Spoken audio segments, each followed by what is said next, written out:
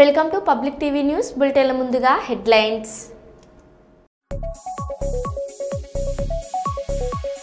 తెలంగాణలో అధ్వానంగా మారుతున్న గురుకుల పాఠశాలలు.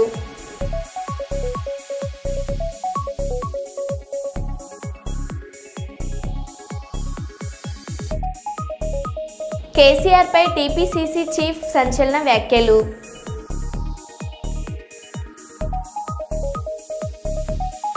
ఏపీలో కొత్త రోడ్లకు గడ్కరీ గ్రీన్ సిగ్నల్.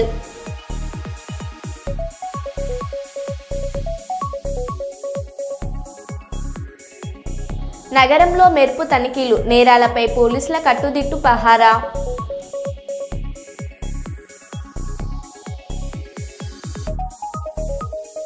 టీటీడీ సరుకుల నాణ్యతను పరీక్షించే మరో 2 యంత్రాలు ప్రయోగాత్మకంగా ప్రారంభం.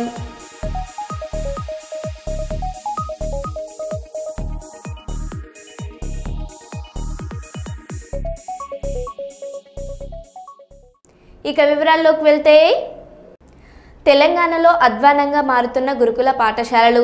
మహబూబాబాద్ జిల్లాలోని ట్రైబల్ వెల్ఫేర్ బాలికల పాఠశాలలో విద్యార్థులకు గొడ్డు కారంతో మాడిపోయిన అన్నం పెడుతున్న సిబ్బంది, పాఠశాల పరిసరాల్లో అపరిశుభ్రత, పిల్లలకు పెట్టే భోజనం చూసి సిబ్బందిపై ఆగ్రహం వ్యక్తం చేసిన మాజీ మంత్రి సత్యవతి రాథోడ్.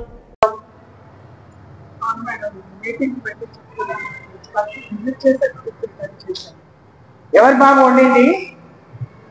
వంట చేసింది నువ్వా? నీ పేరేంటి? ఎంతమంది వంట వాళ్ళు? ఏది మరి? ఎందుకు పోయిను? నలుగురికి టాబ్లెట్ అవసరం పడదా? వాళ్ళు నలుగురు టాబ్లెట్ ఏమవసరం పడుతుంది? ఎవరెవరు వాళ్ళు? వంట వాళ్ళు ఎందుకని వాళ్ళు? నువ్వు వంట అవ్వాలా అమ్మా? ఇదెవరు? కడిగే వాళ్ళు ఎవరు? స్లీపర్స్ ఎవరు? నీ పేరేంటి? ఎవరు ఎవరు పెట్టింది నీకు? మనోహర్ ఎవరు? క్యాటరింగ్ కనీసం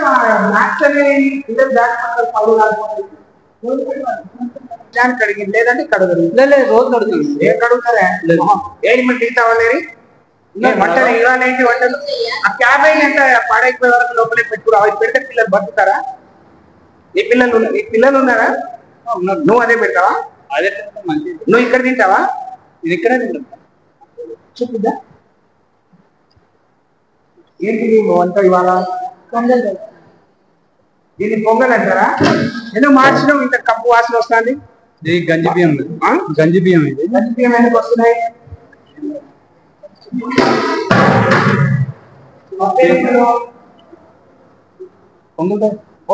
ఎన్ని కిలోల బియ్యానికి ఎంత పప్పు వేస్తారు? పప్పు ఏం పొంగల్ అంటే ఏంటి? పొంగల్ మిరియాలు మిక్కి. నువ్వు కొత్తగా చెప్తున్నావు ఏంటే? అన్నంలో మిరియాలు మిర్చి అన్నం తాలింపు పెడితే దానికి పొంగల్ అంటారా? అంటే వంట వచ్చా? నువ్వు ఇక్కడ వచ్చి నేర్చుకున్నావు? పొంగల్లో ఏం వేస్తారు? నీ మెనూ ఏంటి ఇవాళ? ఏంతో పెడతావు? ఇది గంటలు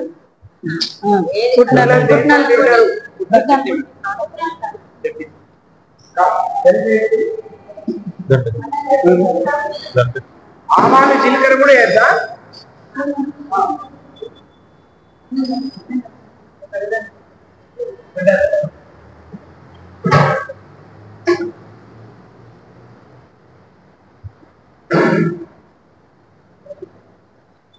బియ్యం ఎక్కడి నుంచి వస్తున్నాయమ్మా? ఆశీర్వాదం బియ్యం ఎక్కడి నుంచి వస్తున్నాయి? చెప్పకపోయినా ఇంత మొత్తం బియ్యం గంజి బియ్యం ఇస్తున్నారు అని. బీఆర్ఎస్ అధినేత కేసీఆర్ పై టీపీసీసీ చీఫ్ మహేష్ కుమార్ గౌడ్ సంచలన వ్యాఖ్యలు చేశారు. జోగిపేటలో శనివారం నిర్వహించిన సమావేశంలో ఆయన మాట్లాడారు. కాంగ్రెస్ పార్టీ సోనియా గాంధీ, రాహుల్ గాంధీ, వాళ్ళు రేవంత్ రెడ్డి ముఖ్యమంత్రిగా మనం ఇచ్చిన 6 గ్యారంటీల్లో మెజారిటీ అంశాన్ని పూరిస్తా పోతా ఉన్నాం. కేసీఆర్ లాగా వాడుకొని ఖర్చు వదిలేసే రకం కాదు మనం. కష్టం వచ్చినా నష్టం వచ్చినా భారమైనా దాన్ని మోసే ప్రయత్నం చేస్తా ఉన్నాం. అందుకే ప్రభుత్వం సాగుతా ఉంది. మాకొచ్చిన సమాచారం, కింది స్థాయి నుంచి వచ్చిన సమాచారం, 3 నెలల క్రితం వరకు పరిస్థితి వేరు. ఇవాళ పరిస్థితి చాలా మెరుగైంది. సన్న బియ్యాలతో, ఇందిరమ్మ ఇళ్లతో, రేషన్ కార్డులతో ఇవాళ ప్రజలు సంపూర్ణంగా మనకు మద్దతునిచ్చిన పరిస్థితిలో ఉన్నారు. ముందుకు తీసుకెళ్లే ప్రయత్నం చేస్తా ఉన్నాం. పేపర్లో చూశారు ఇవాళ కేసీఆర్ దోషి అని ఘోష్ కమిషన్ తేల్చింది. ఎందుకు దోషి? ఎన్నికలకు ముందు మనం పదే పదే చెప్పాం. గొప్పగా చెప్పుకుంటున్న పెద్ద ఆయన కాళేశ్వరం ప్రాజెక్టు. ఏమిటి కాళేశ్వరం ప్రాజెక్టు? ఎందుకు కమిషన్ ఇవ్వాల్సి వచ్చింది?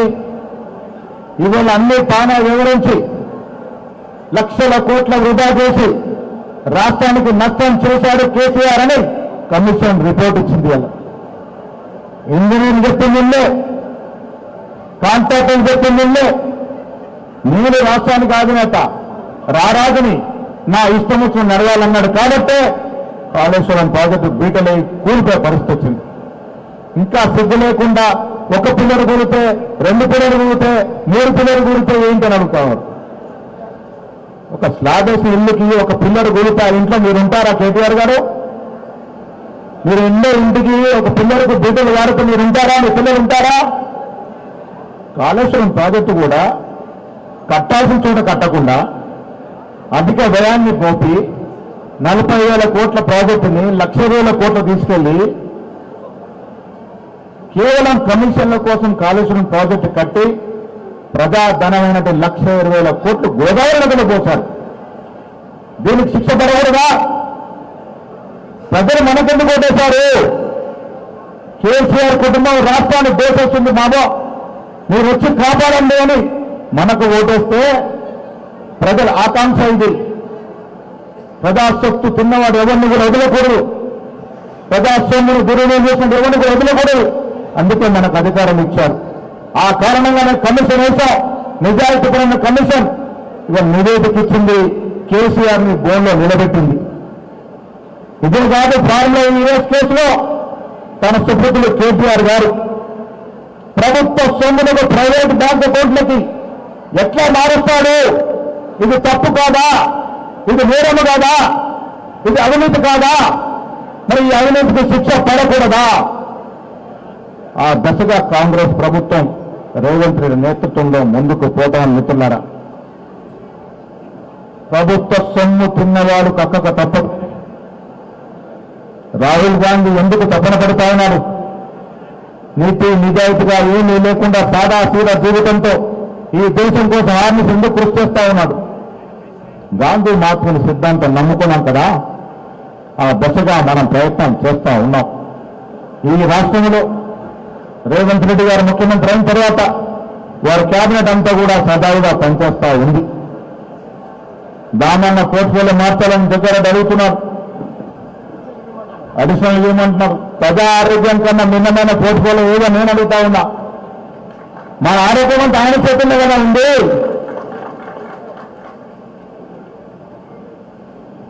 చక్కగా చక్కబెడతా ఉన్నారు. అడిషనల్ అంటే ఒక వేరు, అది మార్చినాక తెలియదు. ఇవాళ రాష్ట్రంలో ప్రజలు మన వైపు చూస్తా ఉన్నారు. భద్రాచలం మండలం విద్యారంగ సమస్యలు పరిష్కరించాలి. బహుజన విద్యార్థుల భవిష్యత్తును నాశనం చేస్తున్న ప్రభుత్వాల వైఖరి నశించాలి.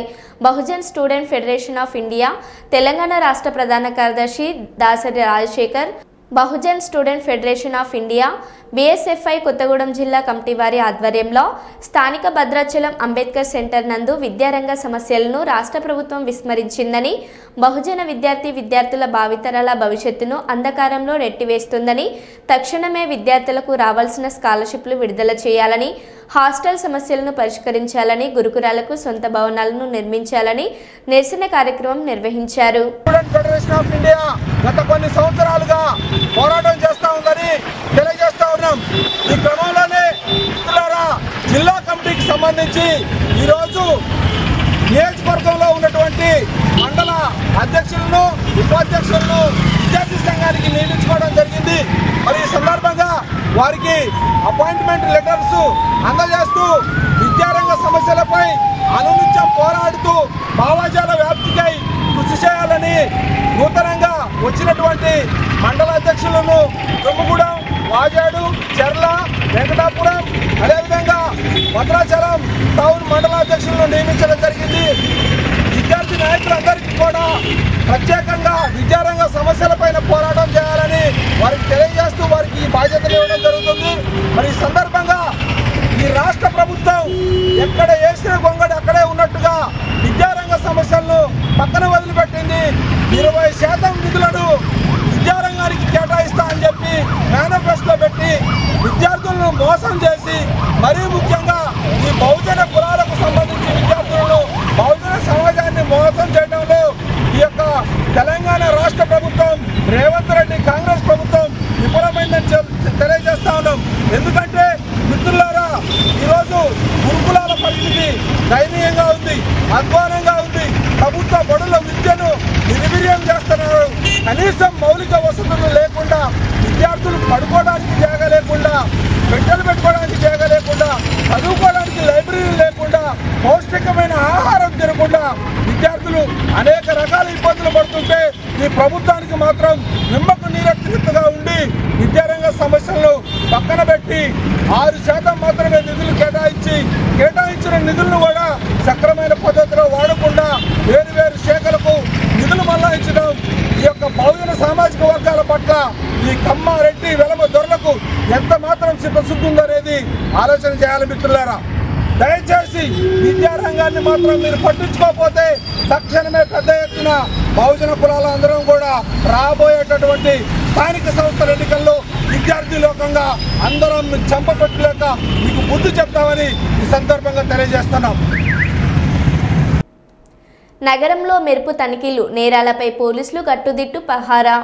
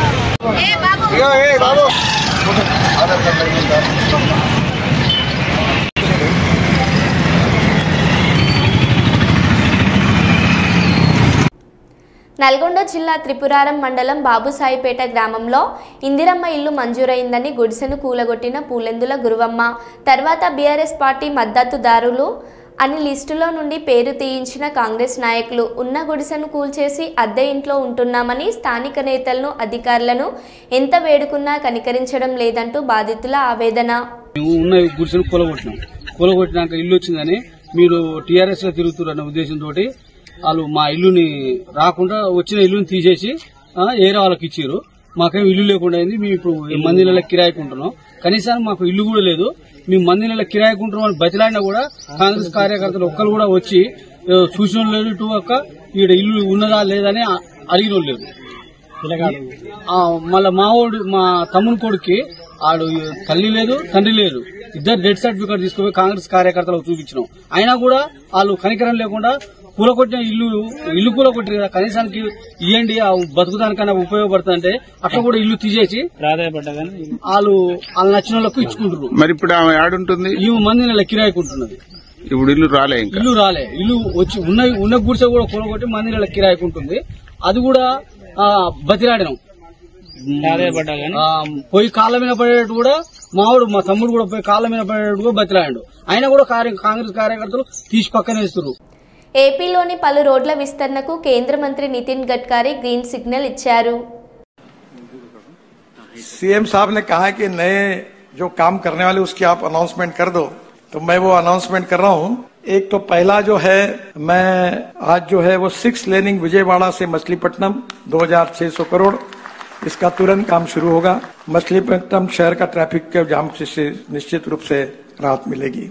दूसरा, विनुकोंडा से गुंटूर 2 लेन है एग्जिस्टिंग, अब इसको हम बड़ा कर रहे हैं 2605 करोड़ का, ये भी मंजूर कर रहा है। इससे विनुकोंडा से गुंटूर का 2 घंटे से घटकर 1.5 घंटा रह जाएगा। कोटपकोंडा के शिव मंदिर और कोंडवे किले तक आसान पहुंच जाएंगे। 4 lane of Guntur नाराकुडूर 2000 crore 47 kilometre, इस साल इसका काम शुरू हो जाएगा। इसके साथ साथ अक्कीविट्टू से दिगमरू, ये काम 45 किलोमीटर का है, 2500 करोड़ का ग्रीनफील्ड प्रोजेक्ट है, नया रोड बना रहे, इसी साल इसका काम शुरू हो जाएगा। ये हमारे वर्मा जी का आग्रह था, उन्होंने मुझे दिया था। बाद में 4 लेनिंग पेडाना से लक्ष्मीपुरम 4200 करोड़, इसी साल 118 किलोमीटर, ये भी हम लोग तुरंत सैंक्शन करके इसी साल इसका काम शुरू करेंगे। बाद में बुग्गा काइपा गिडलूर 4200 करोड़ का 135 किलोमीटर, इसी साल इसका काम शुरू हो जाएगा। 4 laning of Mudunur Kadapa 1182 crore 48 kilometre, ये भी इसी साल शुरू हो जाएगा। इसके साथ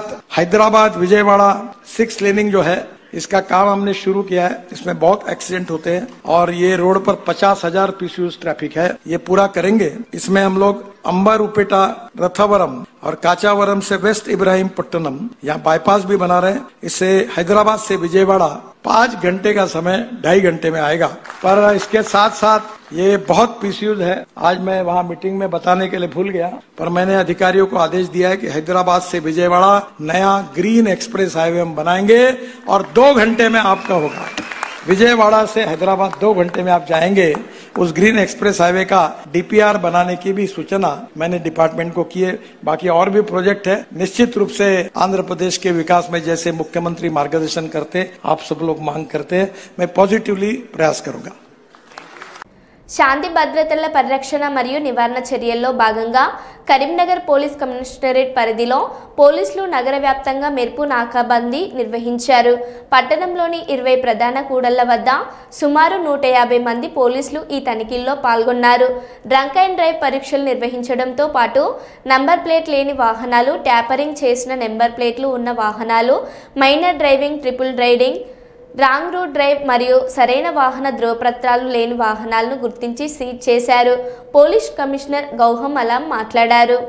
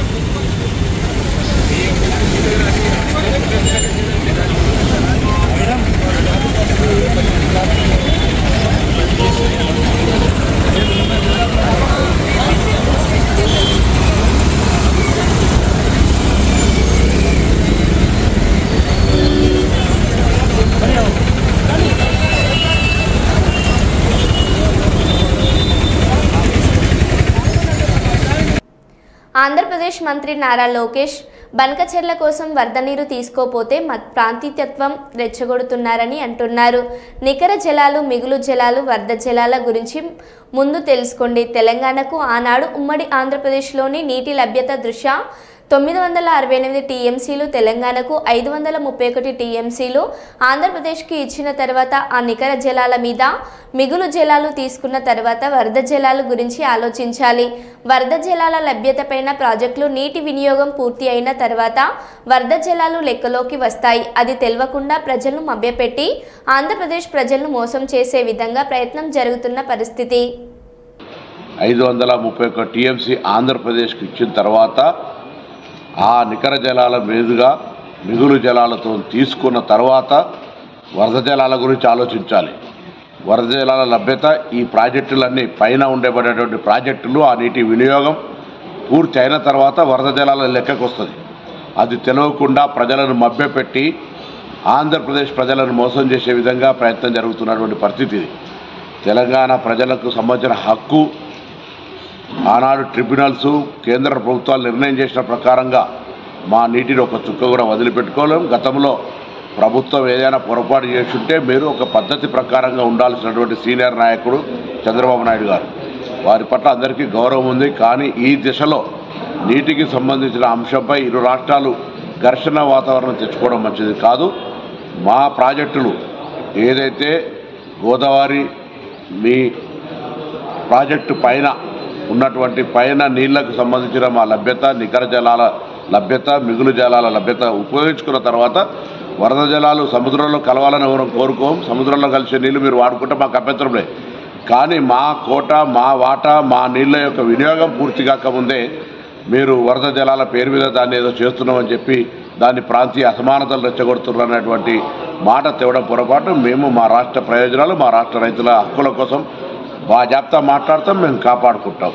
మీ రాష్ట్ర ప్రయోజనాల కోసం కాపాడుకోండి, కానీ రాష్ట్ర ప్రజలను మోసం చేసే విధంగా తప్పుడు సమాచారం ఇవ్వదని కోరుతాము.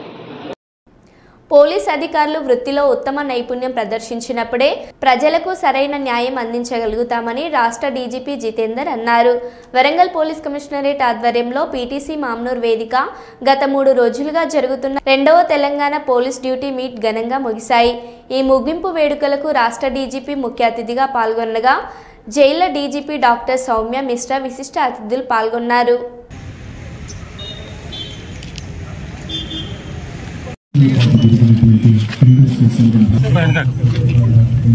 సార్ ఒకసారి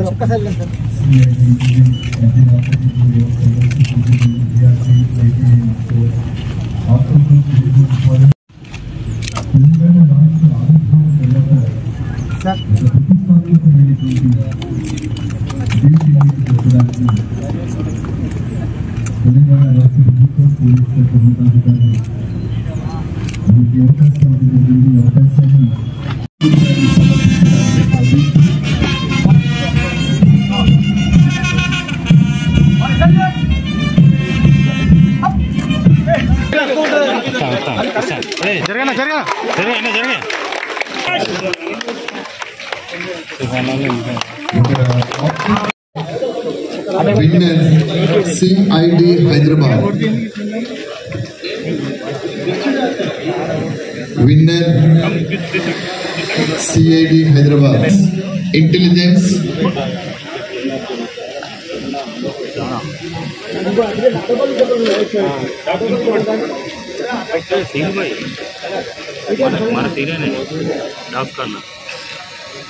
runners intelligence,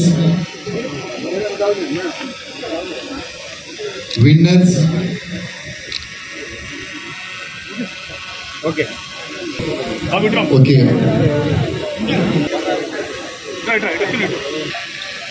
winners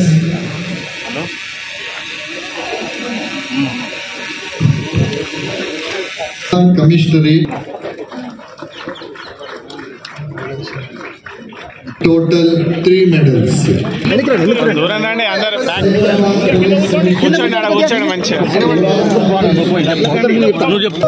పాటు అద్భుతంగా జరిగినటువంటి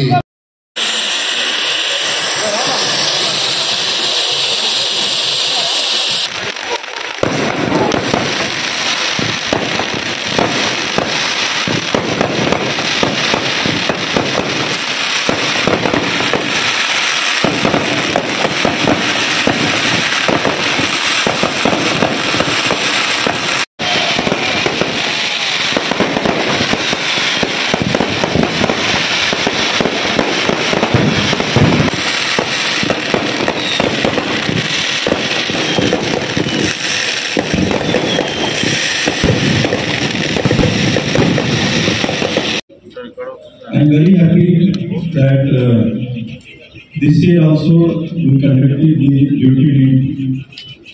I understand that I congratulate several who are here today to participate in the second duty meet.